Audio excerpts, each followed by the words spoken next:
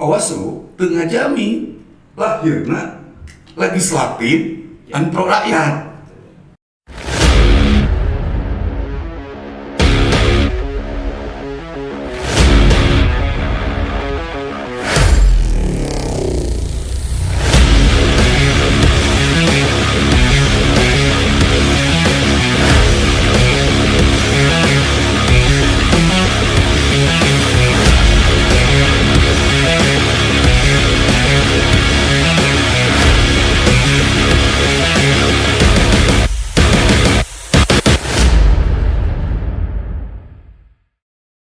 Assalamualaikum warahmatullahi wabarakatuh. Selamat datang diselamatkan. Jumpa lagi bersama saya Begin di Ruang Tamu Lokus.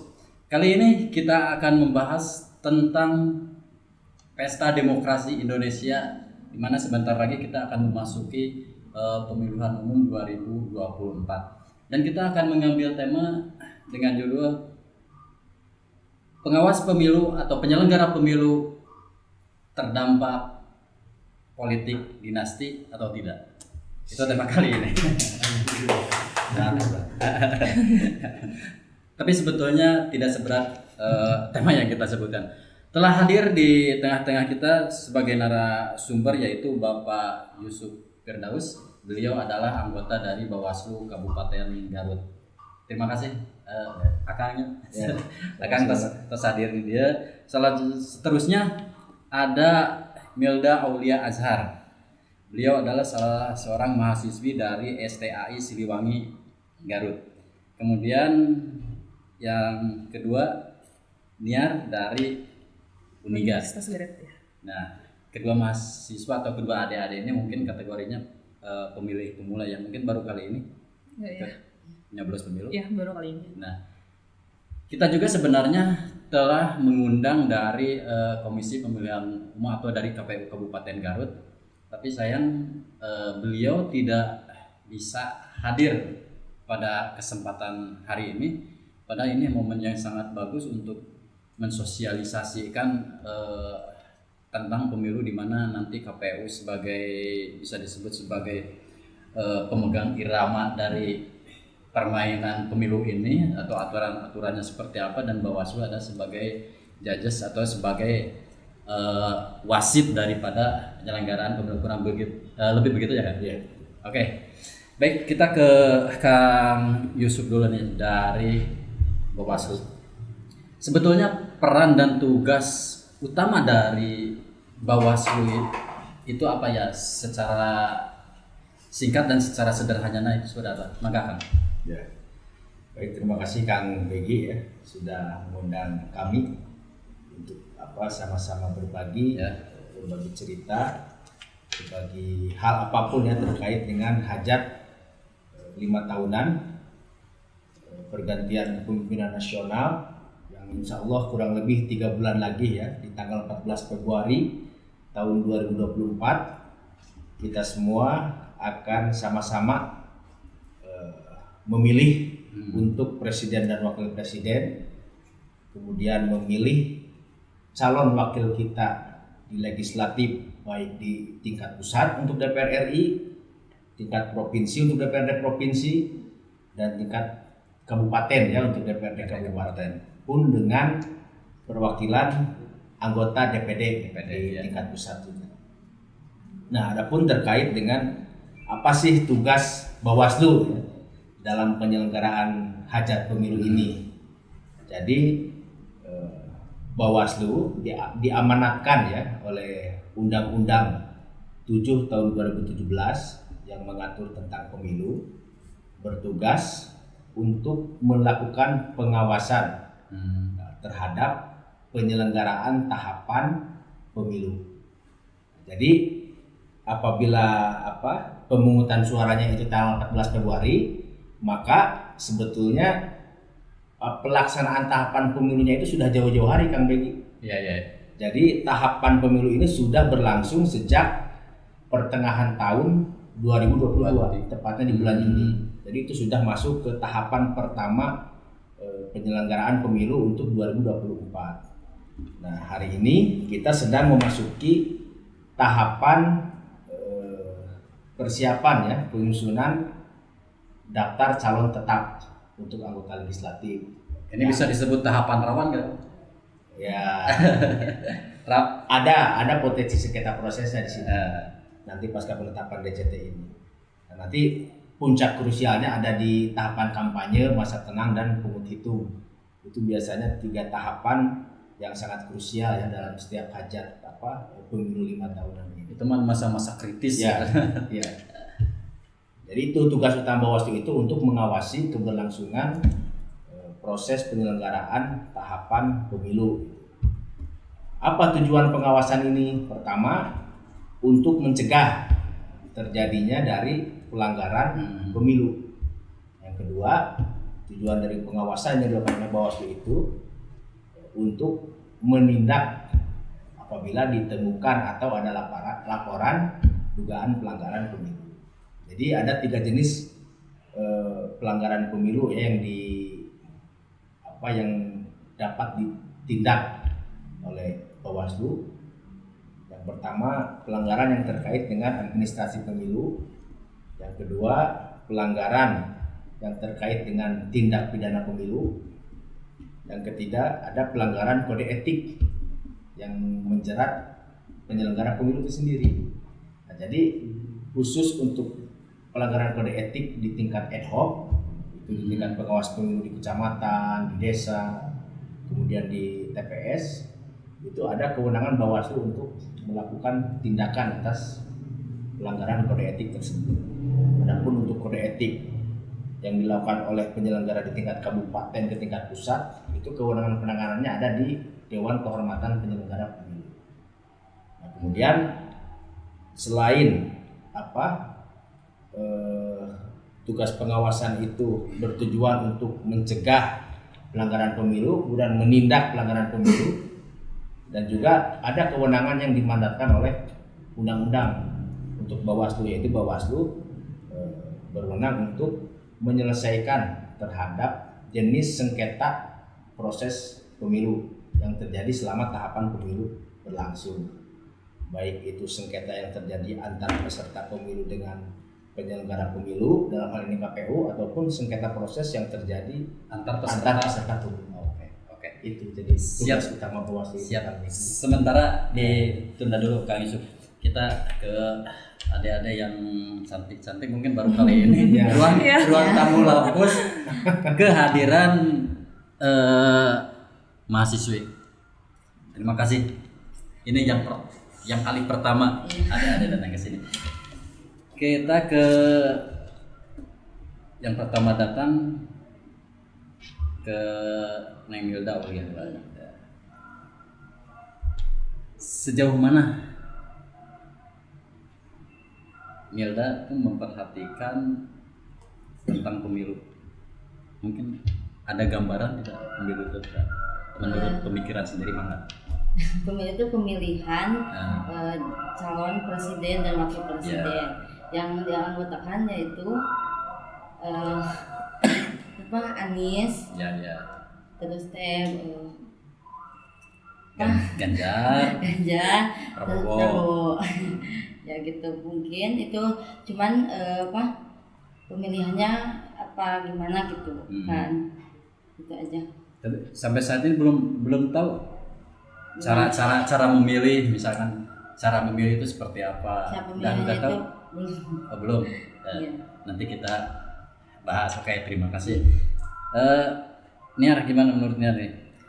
Buat pemilu pastinya pertama kali ya, kita sebagai generasi muda tuh semangat gitu, apalagi kan ini kali pertama ya buat kita memilih, pastinya semangat. Terus kita juga berharap calon presiden buat sekarang itu bisa menyuarakan suara generasi muda, kayak gitu sih pasti harapannya. Ada tidak mungkin gerakan-gerakan di kampus yang berkaitan dengan pemilu?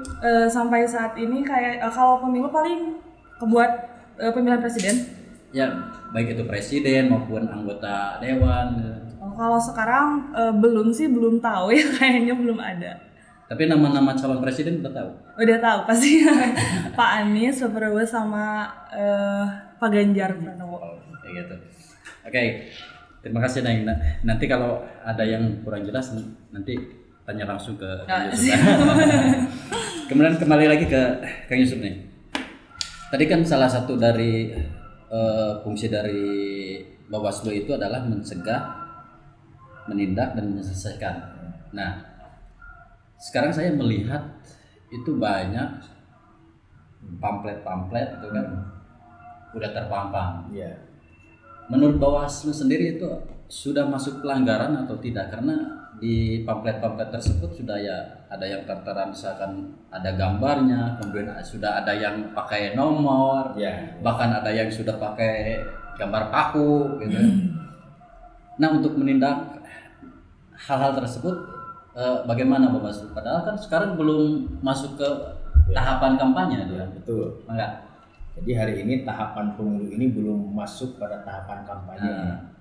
Jadi berdasarkan PKPU 3 tahun 2022 yang mengatur tentang jadwal tahapan pemilu, Ya. kampanye untuk pemilu 2024 ini mulai dilaksanakan pada tanggal 28 November sampai dengan tanggal 10 Februari atau H-3 menjelang hari H pemungutan suara, kurang lebih 75 hari masa kampanye itu, dan 25 hari pasca ditetapkannya DCT untuk anggota legislatif dan 15 hari pasca ditetapkan pasangan calon presiden dan wakil presiden.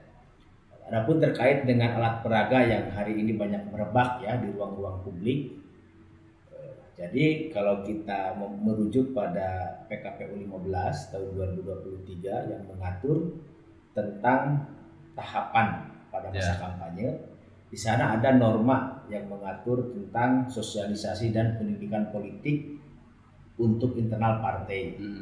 Jadi di norma ketentuan pasal 79 itu memberikan ruang bagi partai politik sebagai peserta pemilu untuk melakukan sosialisasi dengan cara memasang alat peraga dan melakukan pendidikan politik khusus internal partainya.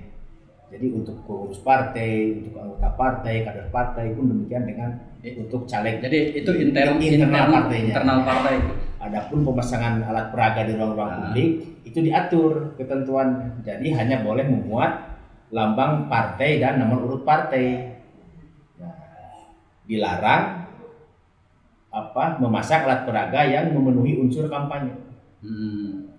Jadi secara kumulatif ada 3 unsur yang masuk kategori kampanye. Yang masuk kategori kampanye. Pertama adanya citra diri, yang kedua adanya visi misi atau program, yang ketiga ada ajakan. Nah, jadi sepanjang alat peraga yang dipasang oleh peserta pemilu ini tidak memenuhi ketiga unsur ini, maka sah-sah saja bagi peserta pemilu untuk melakukan sosialisasi dengan cara memasang alat peraga tersebut. Nah, menjadi persoalan apabila alat peraga itu yang dipasang itu memenuhi unsur kampanye, maka dalam hal ini Bawaslu khusus untuk Bawaslu Garut sudah 3 kali menyampaikan surat imbauan ke partai politik agar memperdomani ketentuan pasal 79 di PKPU 15 terkait sosialisasi dan pendidikan internal partai politik, dan meminta secara mandiri untuk menurunkan alat peraga yang diduga sudah memenuhi unsur kampanye. Nah, itu jeda waktunya sampai tanggal berapa untuk menurunkan secara mandiri itu? Ya pokoknya sepanjang tahapan kampanye sebelum dimulai. Gitu. Ya, kalau di Bawaslu terakhir sampai tanggal 4 ya kita memberikan limitasi waktu. Jadi kalau masih tidak diturunkan juga, Bawaslu berkoordinasi dengan Satpol PP itu akan menurunkannya. Bertindak secara tegas tanpa pandang bulu. Ya kurang lebih seminggu terakhir pun teman-teman di kecamatan sudah bergerak. Jadi teman-teman kecamatan sudah mulai melakukan penertiban ya terhadap alat peraga yang diduga memenuhi unsur kampanye. Jadi seperti apa nih kategori alat peraga yang diturunkan oleh pengawas pemilu ini? Yaitu tadi apabila ada lambang partai dan nomor urut partai yang memunculkan citra diri dalam kapasitasnya sebagai calon anggota legislatif. Nah, untuk citra diri ini saya menggarisbawahi masalah citra diri. Citra diri mungkin salah satunya dia dengan foto pribadinya mungkin dengan atribut partai. Kemudian misalkan di bawahnya ada mohon doa restunya misalkan. Mohon doa restu atau ada simbol paku yang menancap di nomor urut partai. Itu udah masuk itu sudah memenuhi unsur untuk diturunkan. Itu sebelum masa kampanye.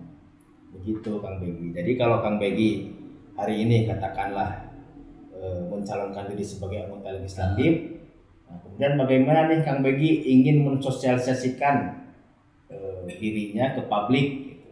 Sebelum memasuki tahapan masa kampanye, Kang Begi jangan memasang alat peraga yang mencitrakan diri Kang Begi sebagai calon legislatif.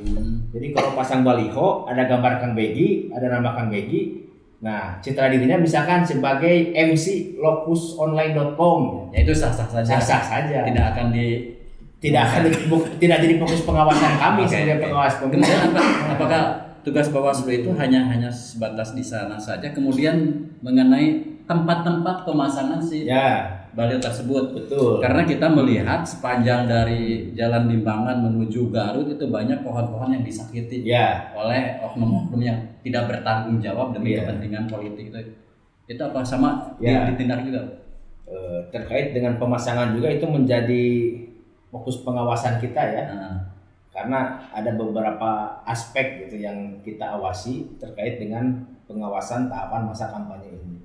Pertama dari aspek waktu pelaksanaan kampanye, kemudian dari segi pelaku kampanye, kemudian metode kampanye pun demikian dengan konten materi kampanye. Terkait dengan metode kampanye itu kan pemasangan alat peraga itu diatur juga di PKPU 15 itu, bahwa alat peraga itu tidak boleh dipasang di tempat ibadah, di halaman, kemudian di sekitar area tempat ibadah, termasuk tidak boleh dipasang di tempat pendidikan, di gedung-gedung pemerintahan, pun demikian dengan di jalur-jalur hijau ya. Nah, terkait dengan pemasangan alat peraga di jalur hijau ini, nanti ada peraturan daerah terkait yang mengatur dengan K3. Ada Perda 18 tahun 2017 mengatur tentang K3. Nah, itu fokusnya di terkait dengan aturan pemasangan reklame, kalau di K3 itu istilahnya reklame atau iklan. Jadi yang dipasang di sepanjang jalur hijau atau dipasang melintang di jalan raya, termasuk juga dipasang di pohon-pohon, itu akan diturunkan oleh Satpol PP. Gitu. Nah, kemudian Kang Sup nih kan kalau ditangani oleh Bawaslu itu pasti kurang personil gitu kan. Garut itu kan cukup luas. Betul. Garut itu. Kemudian medannya juga kan bukan medan yang gampang untuk Kabupaten Garut kan. Mulai dari pantai, gunung, lembah itu kan ada. Nah, bagaimana cara masyarakat, mungkin adik-adik mahasiswa ini yang memiliki kepedulian terhadap demokrasi atau pertumbuhan perkembangan demokrasi Indonesia ke arah yang lebih baik, kan kita juga sebagai rakyat memiliki hak untuk mengawasi. Cuma perbedaannya mungkin kita sebagai masyarakat awam tidak punya wewenang untuk menindak dan menyelesaikan. Kalau untuk mengawasi mungkin boleh-boleh saja. Nah, jika kami mengawasi kemudian menemukan pelanggaran, pada siapa kami melapor? Kemudian apakah kita dijamin keselamatannya sebagai pelapor, karena masalah politik ini sangat sensitif dan kadang-kadang ada kekuatan tertentu yang digunakan untuk memuluskan jalan politik. Jadi SDM Bawaslu ini kan terbatas ya. Untuk tingkat kabupaten aja kita kurang lebih hanya 25 personil. Itu baik dari unsur pimpinan dan sekretariatan ya, teman-teman staf yang membantu secara teknis. Kemudian di kecamatan, di masing-masing kecamatan kita punya 11 personil baik dari unsur sekretariatan dan pimpinan, tersebar di 42 kecamatan. Itu sangat terbatas untuk mengawasi kurang lebih 2 juta pemilih di Kabupaten Garut ya. Makanya ada ruang pengawasan partisipatif yang melibatkan masyarakat secara umum. Jadi masyarakat bisa terlibat secara aktif dalam melakukan proses pengawasan pemilu ini dalam kapasitasnya sebagai pengawas partisipatif, baik itu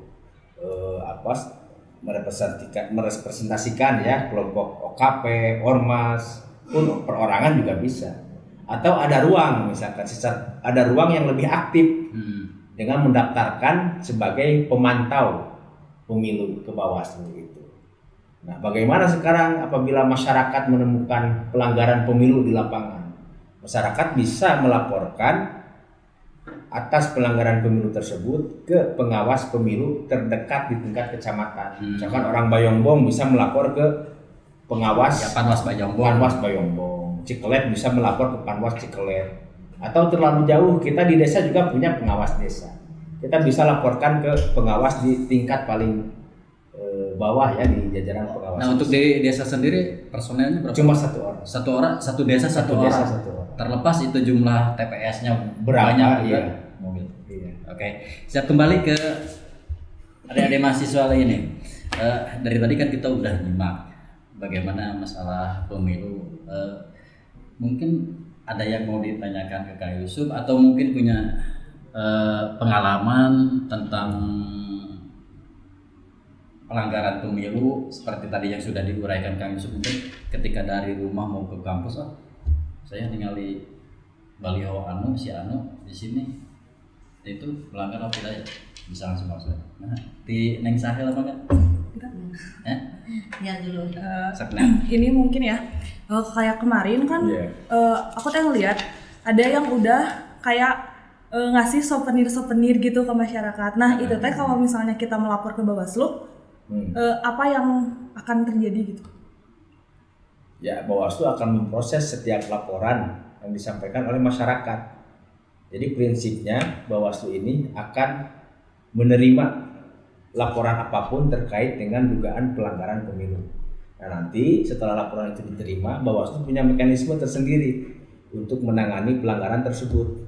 Jadi apabila unsurnya terpenuhi, misalnya terpenuhi ya sebagai pelanggaran pemilu, maka akan berlanjut ke proses penanganan berikutnya. Apabila misalkan unsurnya tidak terpenuhi, ada dua kemungkinan, bisa jadi itu bukan pelanggaran pemilu, atau bisa jadi ini menjadi informasi awal untuk Bawaslu melakukan penelusuran melengkapi bukti-bukti. Misalkan dugaan pelanggaran pemilunya mah sudah masuk unsurnya, tapi buktinya kurang.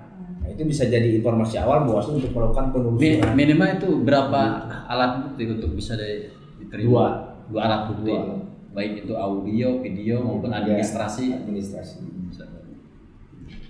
Neng, Apakah mau nanya, apakah sosialisasi itu melanggar nggak, itu termasuk melanggar nggak? Sosialisasi partai politik. Iya. Sosialisasi itu sejauh tidak memenuhi unsur kampanye itu sah-sah saja. Gitu. Dan sudah disampaikan. Iya. Terus ini yang mau nanya lagi Pak, kalau misalnya ada yang dari partai tapi dia bilangnya ada bantuan nih penjualan minyak gratis, apakah itu termasuk pelanggaran atau tidak? Kalau hal itu dilakukan pada masa kampanye, itu bisa memenuhi unsur bagian dari pelanggaran pemilu. Maka harus dipastikan dulu itu pasar murahnya itu bagian dari kampanye dia atau memang bagian dari giat sosial dia tanpa menampilkan citra diri dalam kapasitasnya sebagai caleg gitu. Tapi kalau pakai atribut berarti itu kehitungnya kampanye ya? Pakai atribut kayak banner kayak gitu. Iya. nah untuk si pelapor ketika laporan nanti si pelapor punya hak tidak mendapatkan informasi bahwa si pelanggaran ini udah misalkan udah diproses atau pasti. udah dalam proses ya. Pasti. Jadi dalam Perbawaslu 7 ya tahun 2022 terkait dengan penanganan temuan dan laporan. Jadi Bawaslu di setiap selesai menangani proses pelanggaran pemilu itu akan mempublikasikan terkait dengan status laporan penanganan pelanggarannya. Misalnya status laporan penanganan pelanggaran ini dinyatakan memenuhi unsur melanggar ketentuan pasal anu atau ditindaklanjuti ke tahap penyidikan di kepolisian gitu. Kemudian lanjut kembali ini masih ke Kang Yusuf. Itu kan pelanggaran ada sanksi administrasi, kemudian ada Tindak pidana tindak pidananya, kemudian ada kode etik. Taruhlah kode etik sebetulnya bisa disebut ada juga pelanggaran yang terkait dengan peraturan perundang-undangan yang lain, kayak netralitas ASN, TNI, Polri, itu kena juga itu kan. kena juga. Kalau misalkan ASN secara terbuka, Ya, ada soal netralitas ASN ini kan ada ya ruang-ruang di mana bisa dijerat oleh undang-undang pemilu. Ada juga yang Bawaslu hanya merekomendasikan kepada komisi ASN untuk ditindaklanjuti atas pelanggaran tersebut. kemudian kalau tidak jeruk makan jeruk gitu, misalkan ya penyelenggara Ya. pemilu taruh KPU melakukan pelanggaran kode etik, kita lapornya ke Bawaslu. KPU kabupaten. Ya, itu KPU baik kabupaten, kita menemukan KPU kabupaten, bahkan di tingkat terendah misalkan PPK gitu kan, PPK, KPUD itu kan ya pokoknya struktural dari KPU lah, Ya. dari pusatnya. Kalau menemukan pelanggaran orang-orang KPU dalam tanda kutip melakukan kode etik, Ya, pelaporannya sama ke Bawaslu. tergantung ya tadi jenis kode etiknya siapa yang melakukan pelanggaran itu. Kalau ad hoc, Bawaslu masih bisa menangani, meskipun nanti hasil penanganan Bawaslu itu direkomendasikan ke KPU untuk KPU punya mekanisme sendiri menangani kode etik untuk badan ad hoc di bawahnya. Adapun untuk tingkat kabupaten itu nanti ada di Dewan Kehormatan Penyelenggara Pemilu yang punya wewenang untuk menindak pelanggaran kode etik. Begitu pun dengan pelanggaran yang dilakukan oleh teman-teman dari Bawaslu sama. Soalnya gini, Iya, sesuai tadi dengan tema bahwa terkena dampak Iya. gitu kan, Iya. penyelenggara pemilu oleh politik dinasti. Iya, betul. Ini memang selagi santer-santernya, bahkan jadi diisukan dari beberapa tim pemberitaan, kemudian dari TV nasional, bahwa ketika yang berkuasa ikut tampil itu setidaknya ada bisik-bisik gitu kan. Iya. Contoh yang lagi hangat ini misalkan masalah keputusan MK tentang meloloskan masalah persyaratan capres, itu kan jadi rame karena Iya. ada bisikan-bisikan. Apakah ke penyelenggara pemilu juga ada tidak bisikan-bisikan tetangga itu? Nggak ada. Ya, Jadi yakin- kita yakin ini tidak ada, Pak? sebagai penyelenggara pemilu ini kan prinsipnya sebagai pelaksana peraturan perundang-undangan. Jadi apapun yang diperintahkan oleh undang-undang itu harus kita lakukan. Undang-undang pemilu, peraturan KPU, peraturan Bawaslu, putusan Mahkamah Agung, putusan Mahkamah Konstitusi terkait JR peraturan pemilu. Sebagai pelaksana peraturan undang-undangan ya kita hanya melaksanakan atas apapun yang diperintahkan oleh undang-undang. Melaksanakan sumpah jabatan gitu Nah, iya. singkatnya. Nah, walaupun pada awalnya Ya, kita tidak masuk pada polemik ya. ya betul. Terkait dengan ada proses politik dalam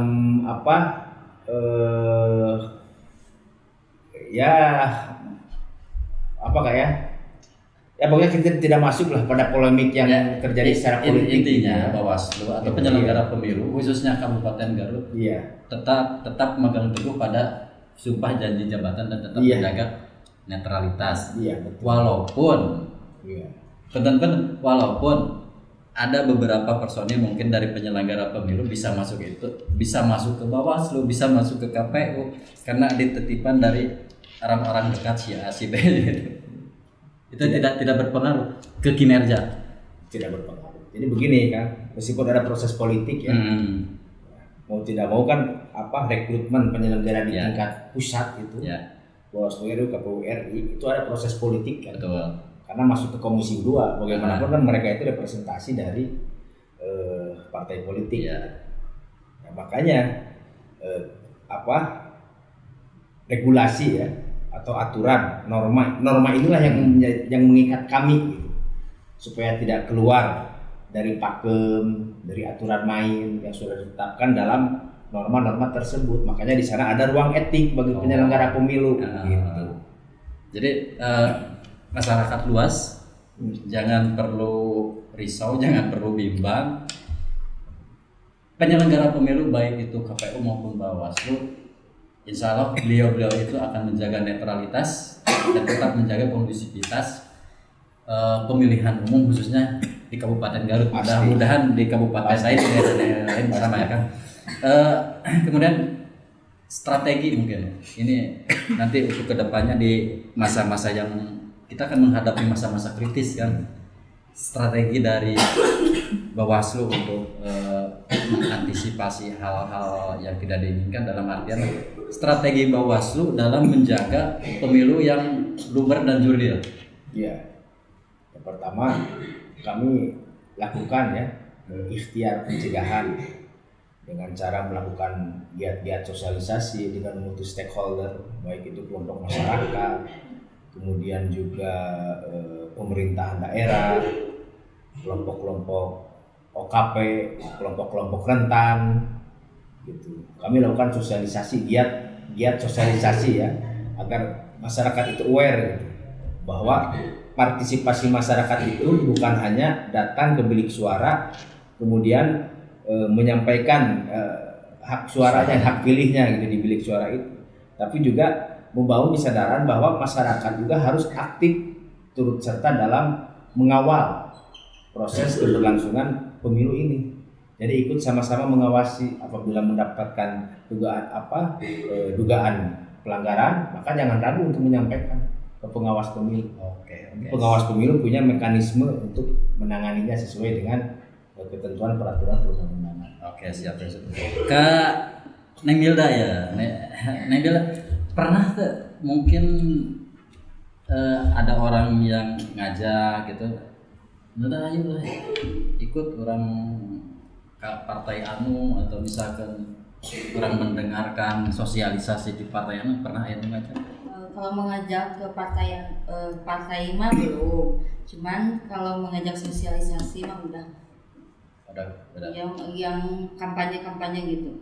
Kemudian sudah mendengar istilah Bawaslu itu, Badan Pengawas Pemilu, pernah mendengar? Pernah. Jadi yang terpintas nih tentang Bawaslu itu apa? Yang terpintas? Pengawasan tentang pengawasan penyelenggara pemilihan umum. Percaya ke Bawaslu? Saya. Oke. Kemudian nanti nih mudah-mudahan kita ada umur kita nyampe kepada hari hanya, kemudian kita semua sehat. Apakah ketika misalkan nih ada salah seorang, udah amat pilih partai anu nomor sekian, tanya uang 200.000, akan diterima tidak gimana? Menyikapi hal orang begitu bakal rumah. Ya harus ditelusuri dulu gitu, partai yang baik gitu, yang harus yang mencerminkan gitulah gimana sih proses kerjanya, terus partai-partai yang gimana gitu, yang baik untuk negara ataupun yang yang baik untuk masyarakat. Jadi uangnya akan diterima.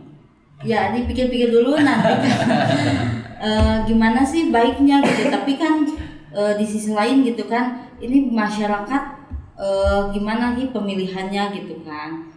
Iya. Siap. Oke, kita akan justru kita kedatangan lagi nih tamu kita. Beliau adalah Pak Agus Abbas.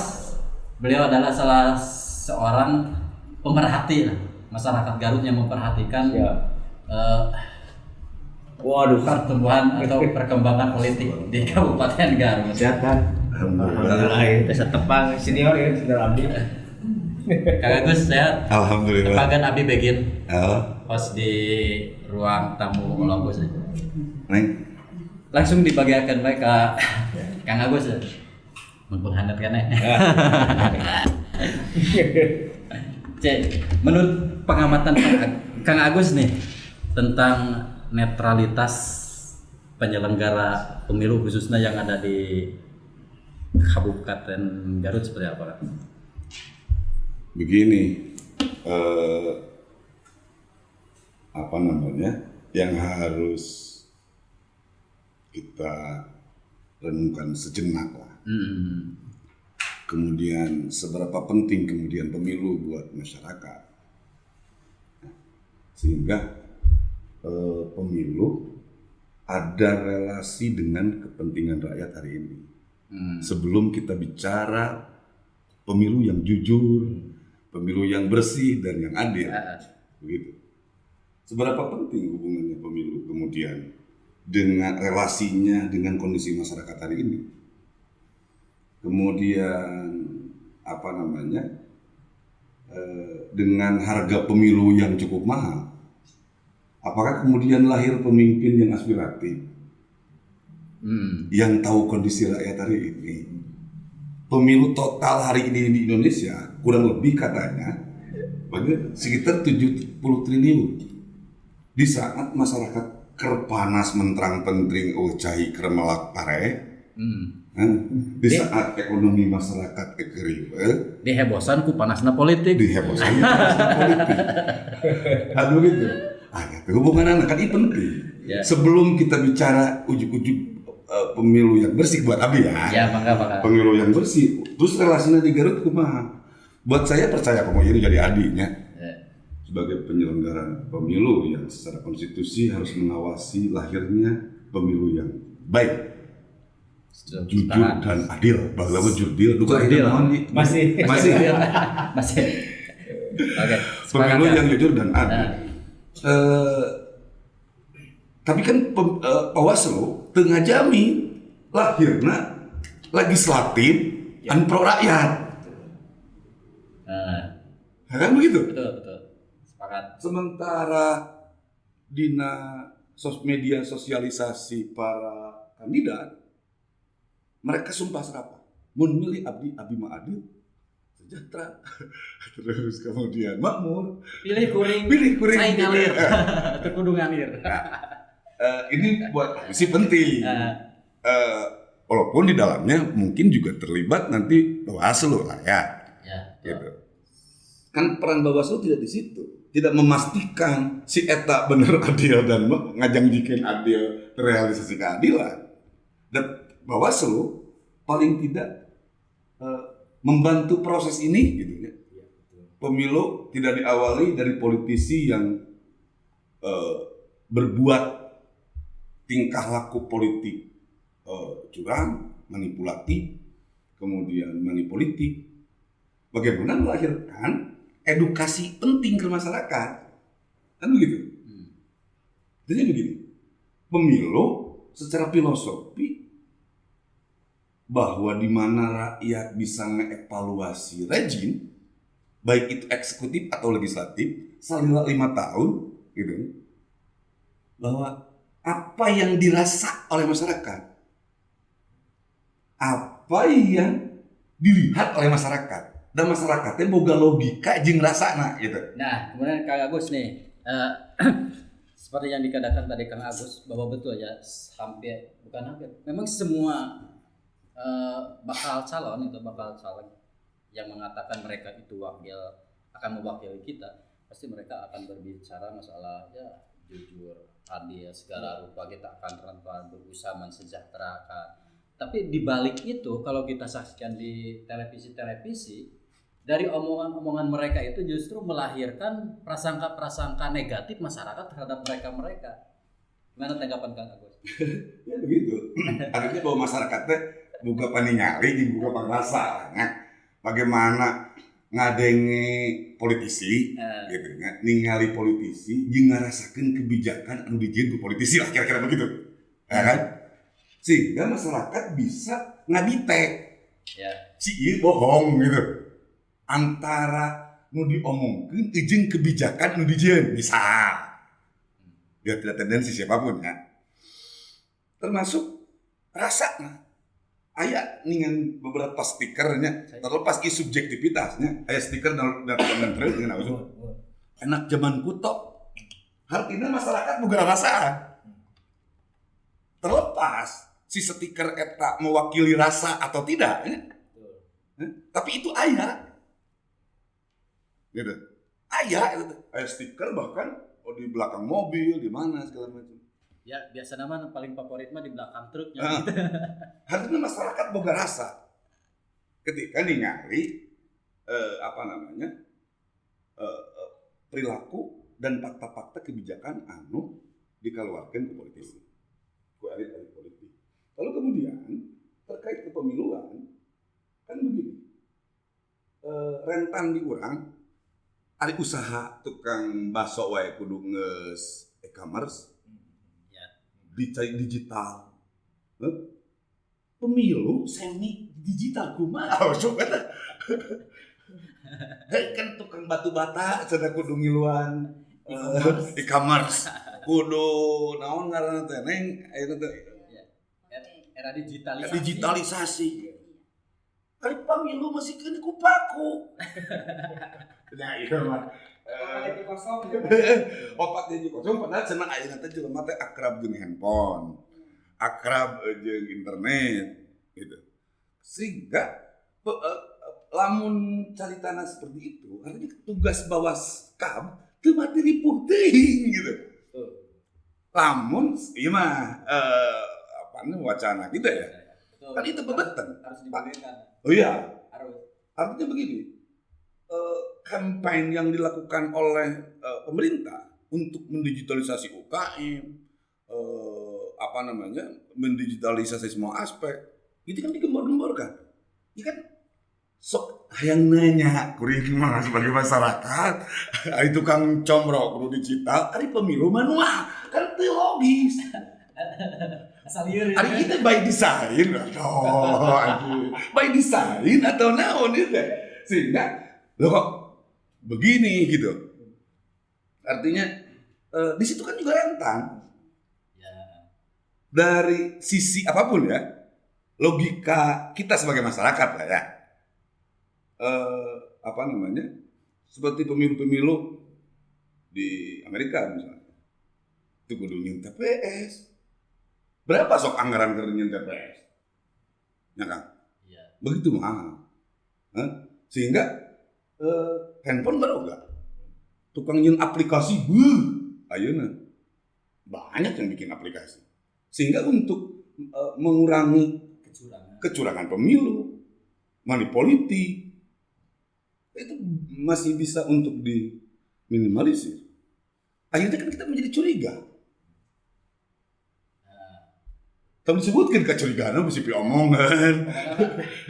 Aduh tadi dong orang boga pikiran goreng. Jadi sudon. Jadi gitu. sudon atuh. Atuh ieu boga nu kieu we. Terus ayeuna mah kadang ngideung e-commerce. Kudu nongkrong di di platform-platform digital. Ya kan? Begitu. Ari pemilu masih manual. Jangan-jangan pemilu. Nah, oke, ngelahirkan pemimpin anu teu otomatis. Artinya karena pemilu teu otomatis digital lahir pamimpinna oge teu otomatis ngadenge rakyat.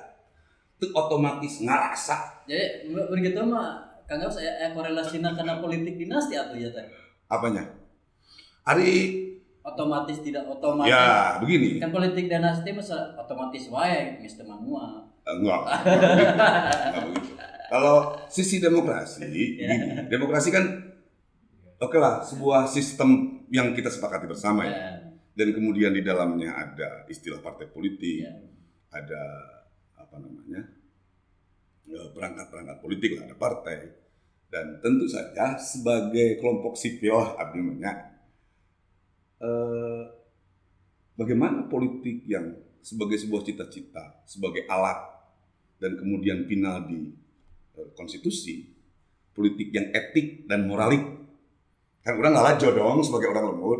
Loba seniman asup politik, tapi politik geus kehilangan seni.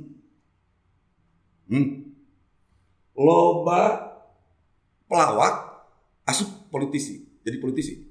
Tapi politik geus kehilangan canda.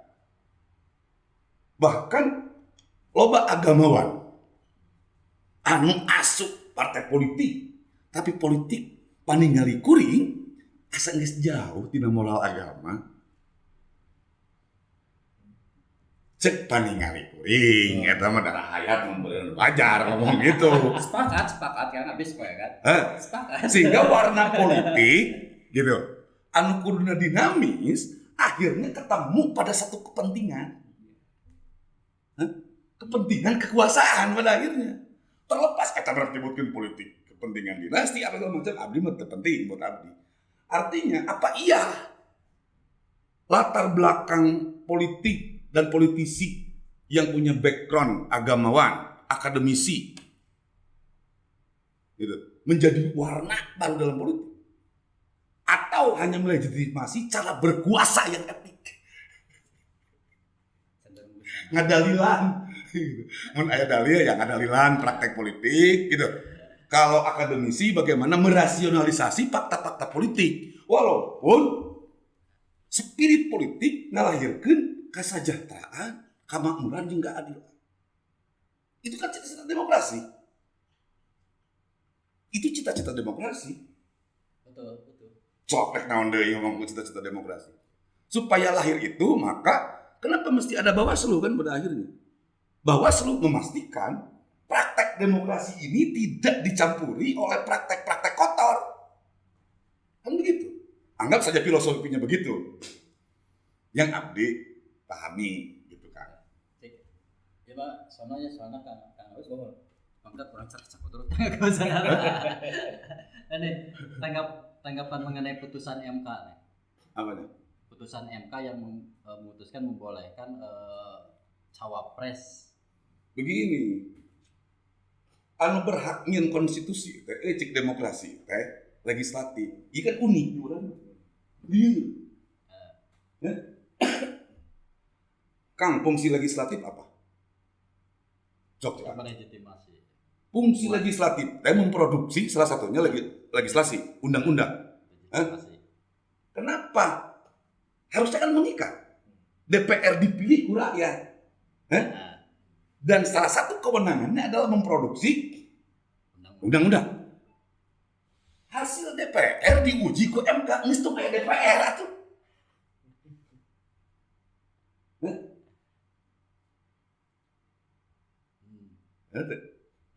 Iya filosofina nya. Hasil anu kon legitimit, DPR teh lain dipilih make SMS. Lain suten. Legitimit. Dipilih oleh rakyat dengan harga yang mahal. Hasil pikiran 500 anggota DPR RI diuji deui ku MK. Kadang-kadangnya kan kita dengan demokrasi sepakat.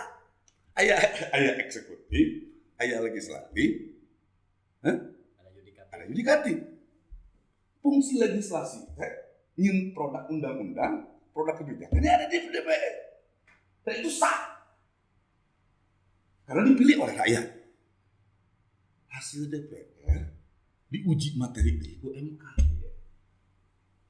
Ada status MK. Oke. Cenah bahwa MK supaya produk ieu tidak bertentangan dengan produk undang-undang sebelumnya atau undang-undang yang lebih kuat lah. Kok bisa begitu? Artinya kieu. Nggak salah tunggu di DPR. Ari kira disanksikeun produk nggak perlu diuji deui mah. Seolah-olah tidak ada kepercayaan terhadap orang yang membuat gitu. Oh iya. Dan produk politik yang mengikat legitimit dipilih rakyat, hasilnya diuji ku MK. Kedua, terlepas tadi putusan MK sebuah mahkamah di mana dibantu cenah gitu ya. Sebagai alat uji materi dari produk kebijakan kan tumpang tindih.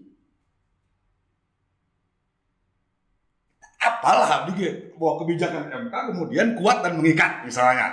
Tahu.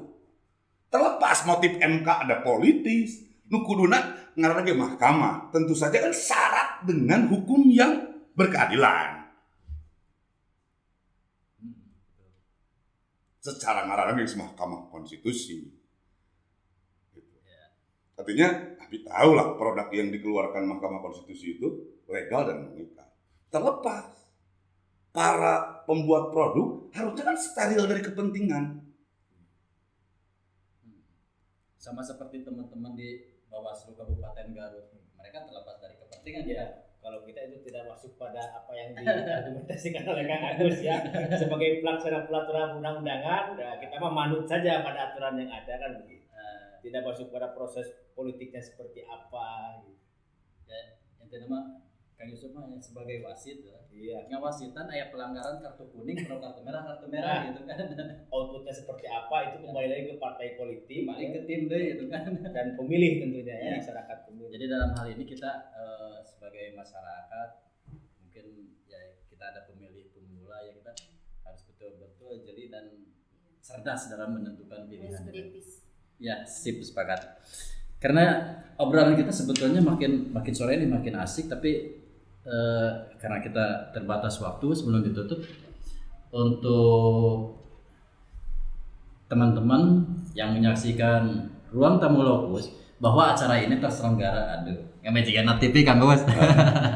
Bahwa acara ini disponsori oleh Jawaru jamu minuman sehat, produk dari BUMDes Desa Pasirwaru. Kemudian bagi para petani yang ingin tumbuhannya subur, sehat seperti tanaman ini adalah produk dari Green Office Locus. Ini Kang Asep Ahmad yang produksi, yang memerlukan kebutuhan tanaman hias, silahkan datang ke Locus. Kenapa tanamannya bisa bagus? Karena dipupuk dengan pupuk organik Mitan 38, produk dari BUMDes bersama Kecamatan Balubur Limbangan. Itu sponsor kami yang mendukung terselenggaranya acara ini. Juga bagi teman-teman yang ingin berpenampilan stylish, terutama untuk melindungi kaki di musim panas ini, ada produk sepatu Genesis dari Kecamatan Banyuresmi. Oke, akan kemudian Neng Milda atau Demilda gitu kan, yang lebih romantis. Sebelum ditutup seperti biasa kita akan giliran seorang untuk menyampaikan statement closing. Silakan dari Kang Yusuf dulu kan.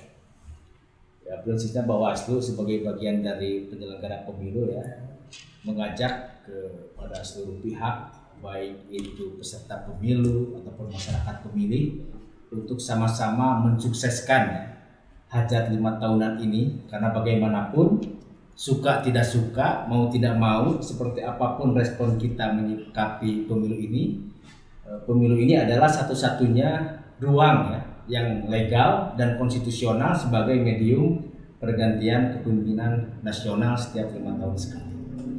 Gitu ya. Jadi bagi masyarakat, tingkat partisipasinya bukan hanya datang ke bilik suara menggunakan hak suaranya, tapi juga ikut mengawasi proses penyelenggaraan tahapan pemilu. Apabila menemukan dugaan pelanggaran, maka jangan ragu untuk melaporkan ke pengawas pemilu terdekat, baik itu di tingkat desa, kecamatan, atau kabupaten. Oke, siap. Terima kasih Kang Yusuf. Mana nih Ya. kata-kata terakhirnya Ya, atau untuk generasi muda, ayo menyuarakan pemilu ini dengan kritis, demokratis. Oke, siap. Kang Agus mana? Statement closing. Hajat 5 tahunan, hajat nyunatan wae dahar teh rakyat itu dahar manya hajat politik hajat tipu. Tentu saja sebagai masyarakat ya Komunitas Garut ya jadi percaya pemilu berjalan dengan baik, terutama juga partai politik, masyarakat ya berpikirlah yang cerdas, karena nasibmu dipertaruhkan di 5 tahun ke depan. Begitu. Jangan main-main dengan pemilu. Begitu. Karena pemilu bukan untuk coba-coba. Coba. Oke, teman-teman Lokus, sebelum tutup, kesimpulan dari atau closing statement dari acara ini saya merangkum sangat unik dan menarik dari pernyataan Kang Agus. Mari bersama-sama kita jaga pemilu 2024 ini, jangan sampai politik kehilangan seninya, politik kehilangan candanya, dan yang lebih parah jangan sampai politik kehilangan moralnya. Demikian bagian dari Ruang Tamu Lokus. Sampai jumpa di Ruang Tamu Lokus berikutnya. Assalamualaikum warahmatullahi wabarakatuh.